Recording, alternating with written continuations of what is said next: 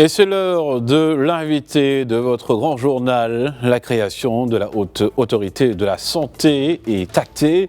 Le Conseil de gouvernement a adopté hier à Rabat le premier projet de décret relatif à la mise en place de cette instance. Et pour en parler, mesdames et messieurs, avec nous, Tayeb Himdi, médecin et chercheur en politique et système de santé. Bonjour et merci de répondre à notre invitation, monsieur Himdi. Merci pour votre invitation.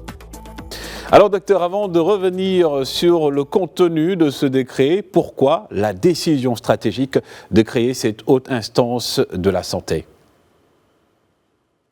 Effectivement, il s'agit d'une décision stratégique, je dirais même très stratégique, puisque avec la vision royale pour les chantiers de santé, pour doter le Maroc d'un système de santé efficient, performant, et un système de santé non seulement qui répond aux besoins de droit à la santé des citoyens marocains, mais un système de santé qui accompagne le Maroc dans son développement économique et social. Et donc, la santé actuellement au Maroc est vue comme un secteur social, mais c'est un secteur socio-économique sans lequel on ne peut pas faire de développement au Maroc. Donc, il fallait revoir en profondeur, refondre, comme a dit Sa Majesté le Roi en 2018 déjà, une refonte totale et profonde du système de santé au Maroc. Il fallait donc cette refonte. Et cette refonte, on avait deux choses. D'abord, il y a des problèmes d'insuffisance au niveau des ressources humaines, des ressources financières, des établissements de santé qu'il faut combler, certes, mais également, il y avait un problème de gouvernance. C'est-à-dire, avec les moyens dont on disposait, on n'arrivait pas à atteindre les objectifs qu'on pouvait atteindre avec ces mêmes moyens. Donc, il y avait un problème de gouvernance qu'il fallait rectifier, et ça vient avec la Haute Autorité de Santé, ça vient avec les groupes de santé territoriaux et d'autres éléments et outils de bonne gouvernance. Et par rapport à ça aussi, quel sera donc son rôle dans la réforme du système de santé? Alors, il y a la Haute Autorité de Santé, il y a aussi également l'Agence du sang, l'Agence du médicament, les groupes sanitaires territoriaux. Donc, pour la Haute Autorité, c'est un ensemble d'outils qui vont ensemble. La Haute Autorité de Santé, son rôle sera principalement, c'est de veiller à la continuité de l'action de l'État en matière de santé.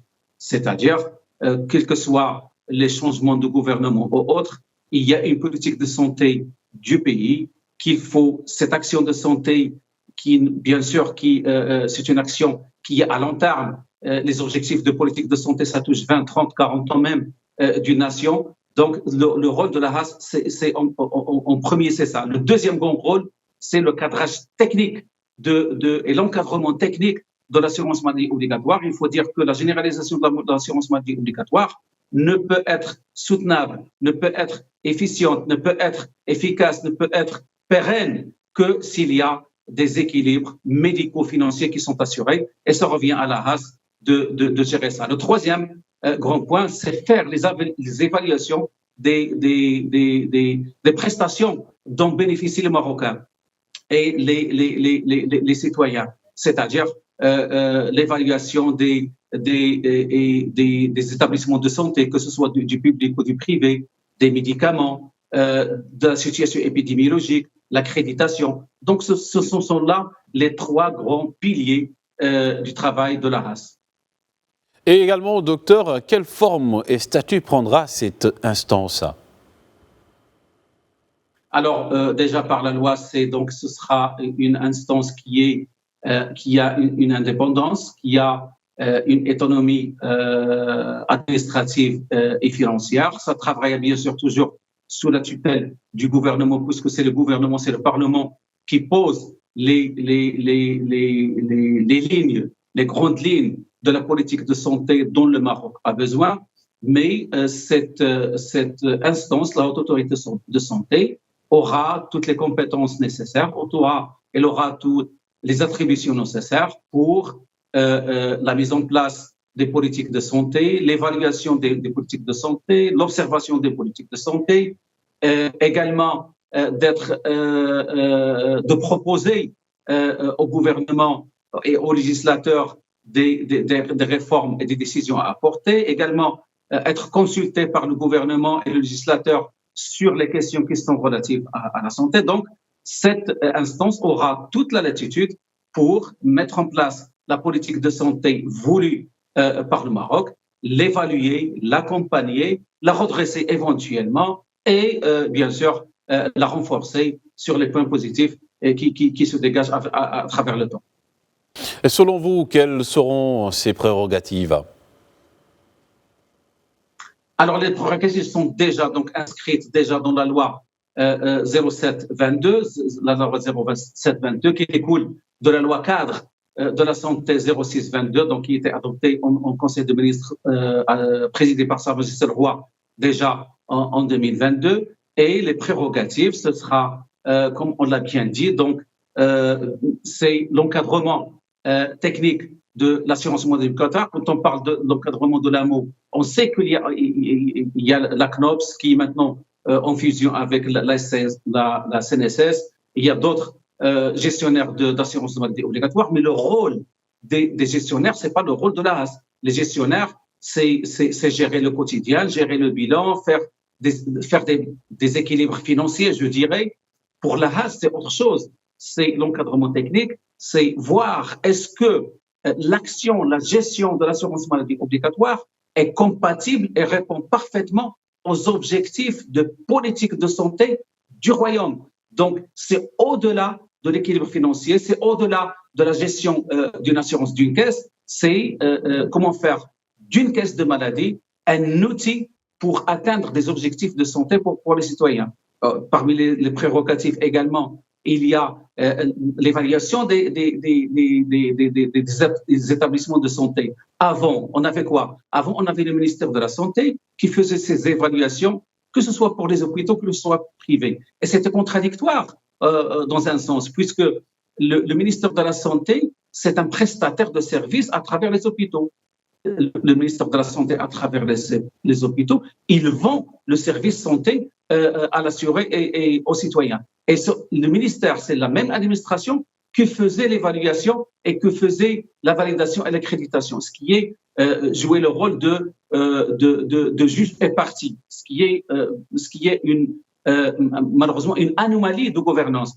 Maintenant, c'est la HAS qui va faire l'évaluation de l'hôpital public, l'accréditation de l'hôpital public et de l'établissement dans le privé. Donc, autre chose, c'est par exemple pour la situation épidémiologique. Il y a le ministère, il y a les services du ministère qui font le suivi, mais il y a la HAS qui va faire l'analyse, le suivi et bien sûr tirer les notions nécessaires, que ce soit d'une manière urgente, que ce soit d'une manière préventive et proactive pour l'avenir. Pouvez-vous également nous dire les moyens qui seront mis à la disposition de cette instance pour atteindre, bien évidemment, ces objectifs? Bien sûr, pour atteindre les objectifs, il ne suffit pas de les tracer. Il faut donner les moyens. Il faut donner d'abord les moyens sur le plan législatif et administratif et financier et humain. Et ce qui est en train de se passer actuellement, parce que le président de la HAS, professeur Mustafa Abou Marouf, a été nommé par Sa Majesté, donc déjà fin 2024. La HAS n'a pas encore commencé son travail, justement parce qu'il y a des textes, il y a des décrets applicatifs, des textes qui doivent sortir, qui sont en train de sortir depuis donc cette semaine, pour doter la HAS, il est déjà doté des prérogatives. Maintenant, il faut la doter des règles nécessaires, de l'organigramme nécessaire, des membres nécessaires, parce qu'il faut nommer 5 membres permanents qui sont des vice-présidents du président. Il y a des membres conseillers, il y a des commissions, comités scientifiques et autres. Et bien sûr, il y a aussi également les locaux, l'immobilier, les ressources humaines. Donc, tout ceci, il est en train de se passer. Il faut dire que la HAS, déjà, il va hériter des prérogatives, des compétences et des ressources humaines et des biens de l'assurance nationale, l'Agence nationale de l'assurance maladie, l'ANAM, qui est déjà fonctionnelle. Donc, c'est déjà ce passage qui est en train de se faire aujourd'hui pour que la HAS entame ses fonctions le plus tôt possible parce qu'il y a beaucoup de choses à faire et beaucoup de choses qui ne peuvent pas attendre. Et très rapidement, bien évidemment, docteur, par rapport à ce que vous venez de dire, qui devrait, selon vous, à votre avis, donc siéger au sein de cette haute autorité, très rapidement? Pardon? Je disais, par rapport à cette haute autorité, selon vous, très rapidement, qui devrait y siéger, à votre avis? C'est noté même dans le texte. On doit voir dans cette instance des gens qui ont de l'expérience, des cadres qui ont de l'expérience, qui ont de l'expertise, qui ont une vision, mais surtout, à mon sens, les gens qui doivent siéger dans cette instance, c'est des gens avec une coupure, je dirais, avec les visions de passé, c'est-à-dire les gens qui vont inspirer la confiance de l'assurer, l'inspiration du citoyen, parce que nous sommes en période de transition. On a des Marocains qui ne sont pas encore inscrits, on a des Marocains qui sont inscrits et la charge qui ne cotisent pas, ils ont des droits fermés. Les 2/3 des TNS, ils ont des droits fermés. On a un reste à charge qui est élevé. On a 60% des dépenses de santé qui sont encore supportées par les Marocains. Également, M. Taïeb, merci. La confiance est essentielle. Et merci encore à vous, M. Taïeb Himdi. Donc, merci encore d'avoir répondu à la question. Je rappelle que vous êtes donc médecin et chercheur en politique et système de santé.